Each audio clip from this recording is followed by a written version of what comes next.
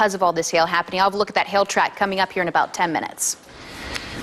All right, Lisa, thank you very much. Our crews now have been out gathering all morning long some of the worst damage, storm damage that we saw overnight, and we found quite a bit of it in Plano. CBS 11's Joel Thomas is live at one hotel where many guests awoke this morning to find broken windows and dented cars. Joel. Yeah, this was a very crowded parking lot this morning, and by our assessment, every single car suffered some form of damage. In fact, this wasn't unusual.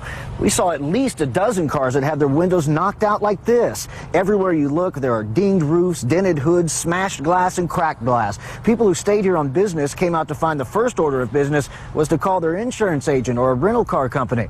The question for the people here this morning wasn't if there would be damage, it was how much damage would there be. After all, they saw the golf ball and racquetball-sized hail pounding the parking lot last night. And I thought pretty sure I was going to come out and find this, and sure enough I did. She's all dented up and I got a broken windshield, so we'll have to call the insurance company this morning and figure that out. A lot of people were doing that. This wasn't the only lot that suffered a lot of damage. Gabriel Rojas found a car dealership that also got hit hard. Gabriel? Yeah, Joel, and the good news out here is they haven't found any broken windows or windshields so far, but what they are finding are countless dents like the ones in this new truck.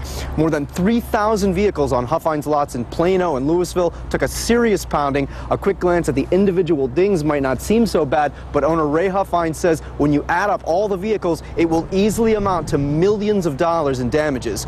Employees here will spend the day assessing each vehicle. It's a painstaking process, and Huffines says he recommends everyone take a very close look at your own vehicle, even if you don't think you can see a lot of damage at first. And it's really best to clean the car, to wash it, wipe it down, and look at it under artificial light, and then you can see dents that you normally couldn't see otherwise. Unfortunately, Huffines says many of the new cars here will be able to be repaired and brought back up to full value. He says any customers who haven't already picked up cars that they've bought will have the option of replacing theirs with a different model. We're live in Plano. Gabriel Rojas, CBS 11 News. Thank you, Gabriel. And many of you are giving us a good idea of just how much damage was caused by last night's storms. Brianna Schmitz posted this photo of her broken window on our Facebook page. In another picture, she held up some golf ball-sized hail that's responsible for some of the damage. And can you spot the real golf ball in this photo? Jennifer sent us this picture of the hail that landed near Ohio Drive and Park Boulevard in Plano last night. All right, here's what you need to do if your home or if your vehicle suffered some hail damage. First, take pictures of the aftermath and document the steps that you took to limit the damage, like placing tarps on them or buying tarps, and keep all those receipts. You could be reimbursed for many of those items. Also, file insurance claims as soon as possible. We're told that in many cases, adjusters can come to your home, and sometimes they can cut you a check right there on the scene.